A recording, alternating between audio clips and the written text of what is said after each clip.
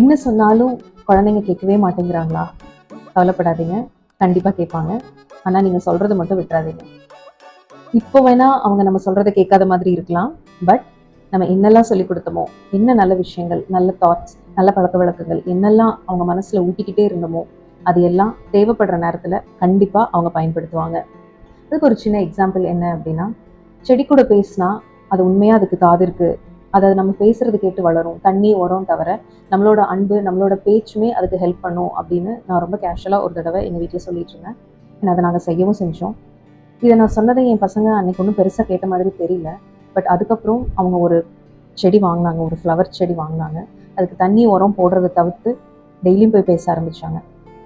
அப்பதான் எனக்கு புரிஞ்சுது, ஓகே நம்ம சொல்ற விஷயத்த அந்த அந்த சூழ்நிலை வரும்போது அவங்க பயன்படுத்திக்கிறாங்க அப்படின்னு. இது ஒரு சின்ன எக்ஸாம்பிள். இந்த மாதிரி தான் நிறைய விஷயங்கள் நடக்கும். நம்மளுமே அப்படிதான்.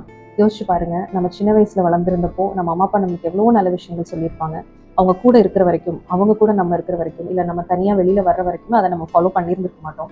பட் எப்போ அம்மா அப்பா நம்மளை சுற்றி இல்லையோ, நம்ம தனியா ஒரு வேலை நிமித்தமாவோ, ஒரு படிப்பு சம்மந்தமா நம்ம வெளியில வேற இடத்துல இருக்கோம் அப்படிங்கும்போது அவங்க சொன்ன ஒவ்வொரு வார்த்தையுமே தான் நம்ம ஃபாலோ பண்ணுவோம். எங்க அப்பாவுக்கு இப்படி பண்ணாதான் பிடிக்கும், எங்க அம்மா தான் இந்த பழக்கத்தை சொல்லி கொடுத்துருக்காங்க அப்படின்னு ஹாஸ்டல்ல கூட நம்ம நிறைய பேசியிருக்கோம்.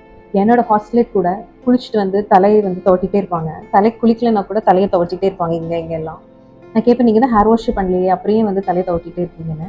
அவங்க சொல்லுவாங்க, என் அம்மா சொல்லியிருக்காங்க தலையை நல்லா துவட்டாட்டி அந்த நீர் கோத்துக்கும், சைனஸ் வரும் அப்படின்னு. நான் அதை கேட்டதே இல்லை. பட் இப்போ ஒரு நாள் கூட நான் அந்த மாதிரி பண்ணாமல் இருந்ததில்லை அப்படின்னு சொன்னாங்க. ஸோ இதெல்லாம் வச்சுதான் புரியுது, நம்ம சொல்றத குழந்தைங்க அந்த டைம் கேட்காத மாதிரி தெரியும். அதுக்காக நம்ம சொல்றத நிறுத்தவே கூடாது.